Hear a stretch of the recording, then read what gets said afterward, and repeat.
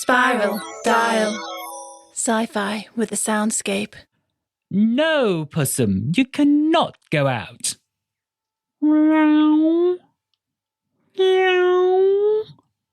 I said no. There's a war, a flood, and heaven knows what sort of high-level bureaucratic idiocy going on down there. And I should know. I am heaven. Or at least heavenly. Don't you think, Pussum? The voice seemed to be emanating directly from Jessica's bottom. So much so that she could almost feel the vibrations of the kind, elderly woman's speech reaching deep into her insides. There, Pussum. Let's have snuggles. You can go back out later. Much purring ensued, directly into Jessica's rear end. She gave it an experimental wiggle. It felt like she was cocooned in a soft, cloud-like substance, almost gooey in texture. Perhaps it was safe to take a peek.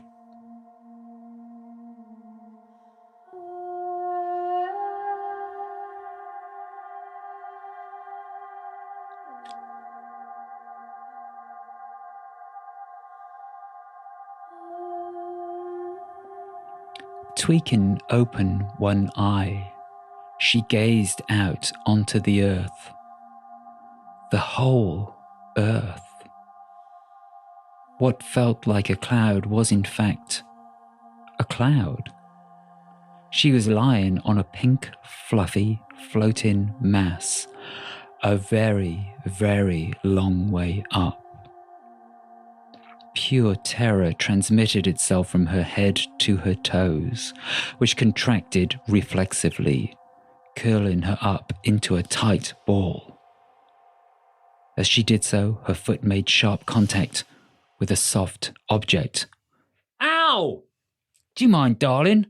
Those are my balls, Archie squeaked.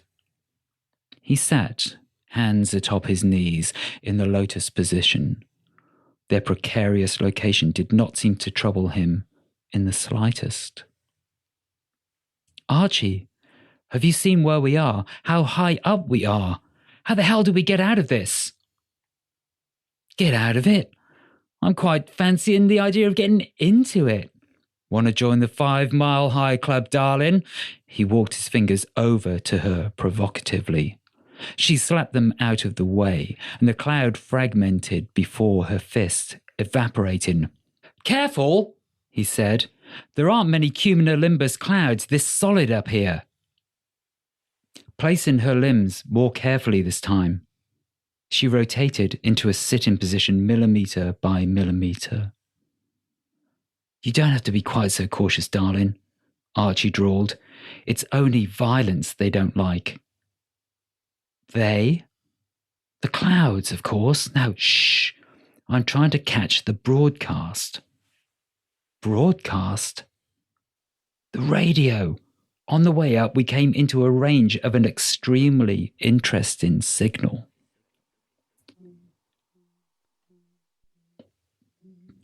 As he spoke, the female voice flared into life once more behind her.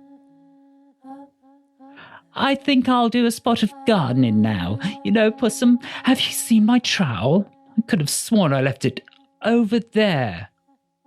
Rustling noises ensued.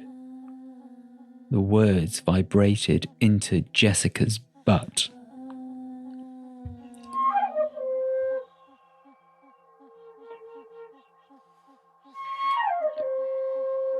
Reaching backwards gingerly, she identified a rectangular object and placed it on the cloud between them.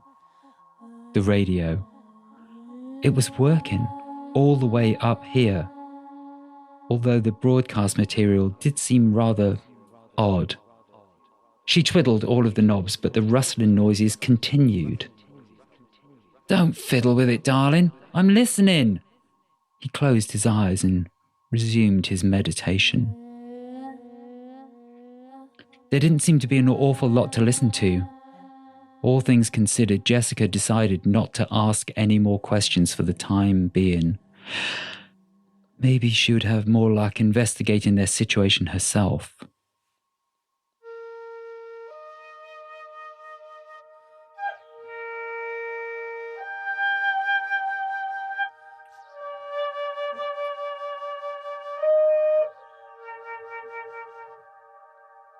Peering over the edge of the cloud, everything seemed miraculously clear. She could pick out the edges of individual buildings alongside the silvery outlines of rivers and coastlines.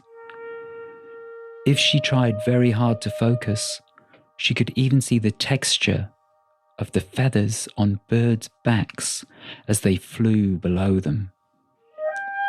And yet it seemed all very, very far away. Down there, she had thought the whole world was underwater. From up here, she could clearly see that this was not, in fact, the case. Several small slivers of land remained, but only the very highest of mountains had escaped the flood. Looking into the ocean, she thought she could see two different shades of blue, one deeper and darker than the other, outlining the shapes of the old and familiar continents, Africa, Eurasia, all submerged. The sea level must have risen an incredible amount, Jessica murmured to herself. 1 kilometre. Archie's eyes remained closed. What? The sea level. It's risen by 1 kilometre. Granny was just telling us, Archie said. Granny? On the radio, darling. Do try and keep up. Jessica redirected her attention to the radio, which continued to broadcast a combination of clatter and cat-related noises. Keep up with this gibberish? Just listen and you'll find out. No, you listen to me, Jessica said. Just a few minutes ago, we established that you've co-opted me into some completely illegal genetic experiments cooked up between you and Patricia and based on some dubious pseudo-theology. Trapping me on a poisonous island didn't solve your little problem, did it? I know what's going on now, and you're going to pay for it. So why don't you wind down this whole show and let's get you both in jail where you belong. Archie smiled. You're still not getting it, darling. There's no such thing as pseudo-theology here.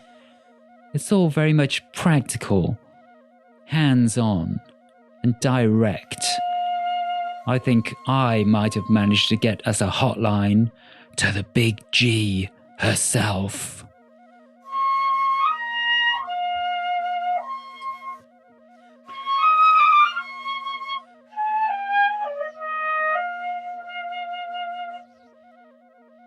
Just as he spoke, the radio piped up. Archie, are you taking my name in vain again? Do I really have to rethink your promotion already? No, your goddess, absolutely not. Your divine reputation is in safe hands with me. Reputation, my fanny, the disembodied voice continued. Finn's told me all about your recreational activities. I don't care what Patricia told you. I didn't give you free rein to go philandering all over the ship. Your treatment of Ant was quite despicable. I'm so sorry, your godness. I know that buggery isn't really your scene. Buggery? I'm not at all bothered about buggery.